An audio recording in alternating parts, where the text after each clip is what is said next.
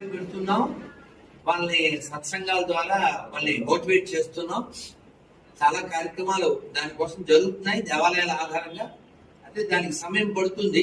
ఇంకా మనం మోటివేట్ చేయడానికి కావాల్సినటువంటి సంభారాలు, తగినటువంటి వ్యక్తులు, మనకు సమయం ఇచ్చేటువంటి వారు ఇంకా రావాల్సి ఉంది.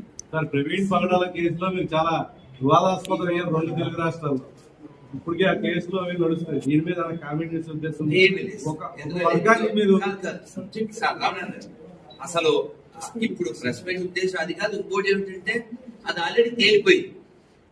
అది ఆల్రెడీ దేని వలన ఏమిటని తేలిపోయింది.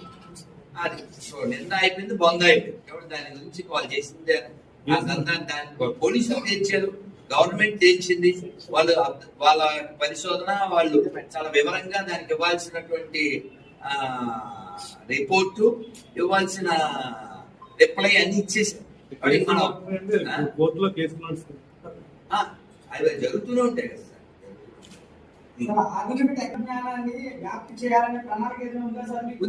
ఉంది జరుగుతుంది కూడా.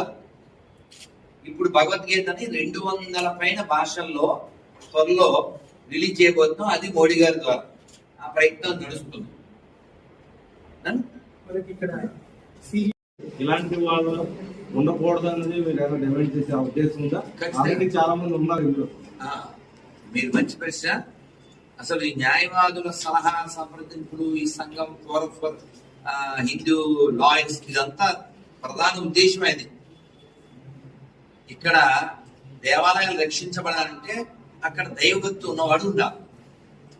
మేము ఆల్రెడీ చాలా సార్లు చెప్పాం.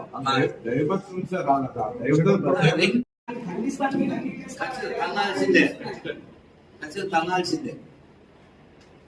ధర్మం కోసం ధర్మంగా సేకరించి దాన్ని ఖర్చు పెడితే తప్పులేదు. మిస్యూజ్ చేస్తే ఎవరికైనా సరే దెబ్బలు పడాల్సి. ఇప్పుడు చెప్పుల స్టాండ్ లో కూడా తీసేస్తారు. చెప్పాము, ప్రయత్నం మనం చేయాలి కదా.